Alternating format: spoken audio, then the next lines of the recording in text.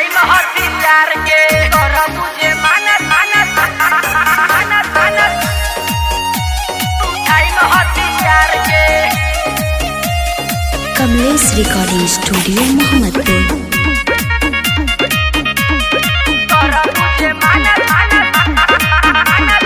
लेके चली थार जान करी रंगदारी आइल बाटे दिल हमर ताहरा प प्यारी समझत काहे नहीं खू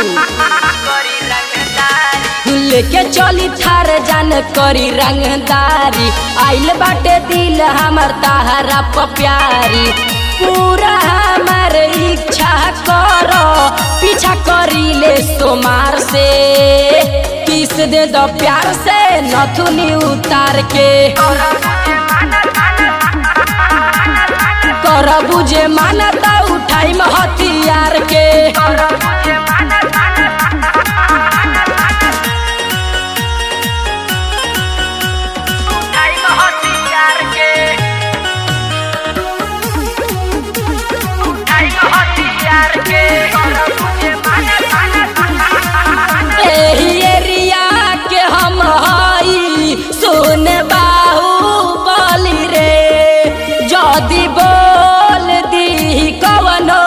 सीधा गोली चली रे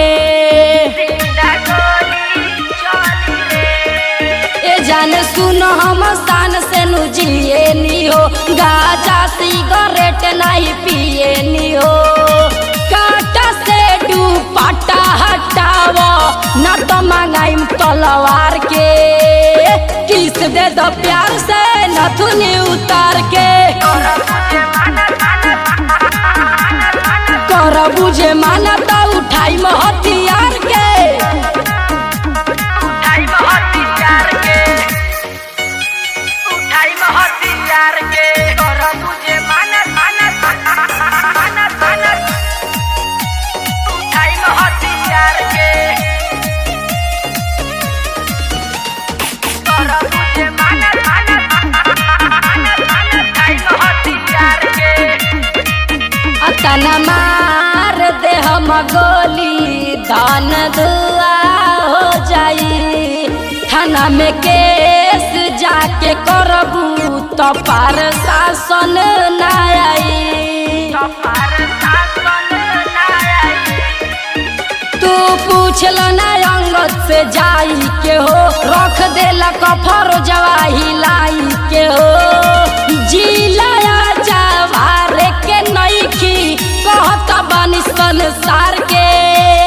किस दे द प्यार से नथुनी उतार के कर बुझे मानता उठाई हथियार के। Kamlesh recording studio Mohammadpur.